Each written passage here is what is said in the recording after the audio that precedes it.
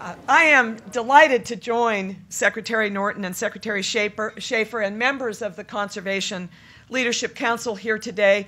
Before we engage in our open discussion, I'm going to give a few additional remarks to provide some details of the papers and a little bit more flavor of what the Council is all about. In the headlines, environmental issues are barely a blip on the screen of political and policy dialogues amid the furor over the fiscal cliff. And for many conservatives, environmental issues often meet with resistance and concern that these issues are synonymous with big government and big economic burdens. But beyond the headlines, the picture is more complex and encouraging. Beyond those headlines, the vast majority of Americans, those gathered here, including conservatives, value environmental protection, restoration, and enhancement, as Secretary Schaefer so eloquently indicated. Many solutions are consistent with long-standing conservative principles: fiscal responsibility, limited government, market entrepreneurship and innovation, and personal accountability. Many creative solutions spring from the application of conservative and market-oriented concepts. Conservation Leadership Council is putting these ideas before America in the Congress, the halls of state legislators, and among thought leaders. Energy, water, air quality, natural hazards, outdoor recreation, healthy lands, and wildlife, these are not Democratic issues. They are not Republican issues. These are issues for everyone in every community. Consider how Americans think about these matters.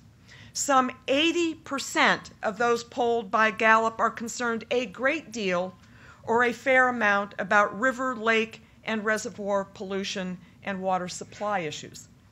76% remain concerned a great deal or somewhat about air pollution.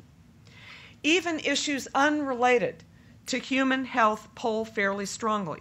Plant and animal extinctions generate concerns among 65% of Americans. And let us ponder a few sobering health statistics of this nation. In the 70s, just 5% of kids were overweight. Today, that number exceeds 33%. Adult-onset diabetes is now showing up in children. High blood pressure is afflicting children. Fewer than 10% of kids receive daily physical education. Even fewer get outdoors. As author Richard Luov has powerfully written, a bond is breaking between the young and the natural world. This is not okay. It is not okay for Democrats. It is not okay for Republicans. It is not okay for America. Whatever the headlines in Washington, the American people want environmental protection. They want conservation of land, water, and wildlife. The Conservation Leadership Council has convened to broaden and strengthen the nation's environmental conversations. I know I'm going to get that wrong, conservation conversation, sometime during the morning. It's galvanizing ideas that find those sweet spots of intersection between environment, economy, and community. The Conservation Leadership Council cast a broad net for policy ideas to address these issues. Ideas that use markets and partnerships and incentives, ideas that can save money and address important environmental issues. Today, we unveil 6 papers that articulate environmental problems and solutions using these ideas. Consider, as Secretary Norton noted, the critical need for parks and open space to serve those children I just mentioned, to secure their links to nature. One author examines how public-private partnerships can keep parks open and help them flourish even in times of very tight state budgets.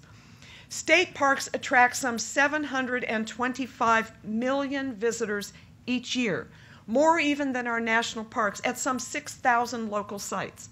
But many of these parks are in trouble, with deteriorating infrastructure and shrinking public funds to sustain visitor services. Public-private partnerships offer an idea with potential to enhance park operations. Over 100 U.S. Forest Service recreation sites already use this model, It is not a dream. It is not something hypothetical. New York City's Central Park is operated by a nonprofit organization. California, my home state, is already moving forward with the partnering concept for many of its parks. The authors of the CLC paper on state parks explore this option and how to address tough issues. This is not easy. How to address issues of quality, access, resource protection, and other management challenges. Several authors, several here today, describe local partnerships among ranchers, landowners, and state and federal agencies to enhance land health and wildlife populations. Gary Burnett and Terry Fankhauser, two of these authors, are here today, and they'll be talking later. They are authors, but they are also doers, deeply engaged in bringing landowners together to solve environmental problems. Another author looks at energy efficiency and how to retrofit old buildings to save money and energy while dramatically reducing pollution and other emissions. A 2009 McKinsey report estimates that a $520 billion investment in energy efficiency building retrofits would yield savings in energy efficiency of $1.2 trillion by 2020. That's a win for the environment. It's a win for the economy. So why don't those investments happen?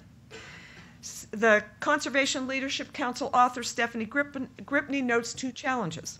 First, while returns on efficiency investments are positive, they may be lower than alternative investments. Second, sometimes a building owner who pays capital costs is not the building user who gains from lower energy costs due to efficiencies in operation. Gripney describes opportunities to use creative sources of capital, such as program-related investments funded by foundations, to pay for energy efficiency retrofits. Another paper looks at markets in the context of coral reefs, offering ideas for investing in their protection. Often overlooked, reefs provide economic livelihoods for some 500 million people worldwide. But reefs are in decline. In some places, those declines are dramatic. The CLC authors Reed Watson and Brett Howell look at user fees. They look at reef nursery planting payments and other incentives for protecting and enhancing reefs. Some CLC papers emerge from on-the-ground experiences. Gary Burnett describes the Blackfoot Challenge, a partnership of ranchers and others. Together, they have conserved 120,000 acres under conservation easements, assuring that those lands are available for wildlife and agriculture. They're saving water through irrigation efficiency programs. Some of the CLC papers may be springboards for thinking about the broader application of these ideas to other challenges. Cities across the nation, for example, are looking for better, cheaper, smarter ways to meet their infrastructure needs. Sometimes, perhaps even often, that means going natural, investing in floodplain restoration, open space and permeable surfacing, and watershed protection. Costs to address natural disasters have steadily mounted in recent years. Ecosystem protection and restoration often offer significant, often cost-effective strategies for reducing impacts to these hazards. This nation can address many infrastructure and other environmental problems better, cheaper, smarter, and that is a message with broad bipartisan appeal. There's an old saying that the world is divided into two camps, those who dwell on its imperfections and those who celebrate its working parts. The Conservation Leadership Council is turning its sights to those working parts, policy tools and on-the-ground practices that can bring this nation and its communities clean air, clean water, abundant wildlife, energy security, and safe communities, tools around which a nation of diverse people with diverse ideas can address significant environmental problems while sustaining a robust economy and thriving communities. Now I'm going to end with those remarks, and now it's your show.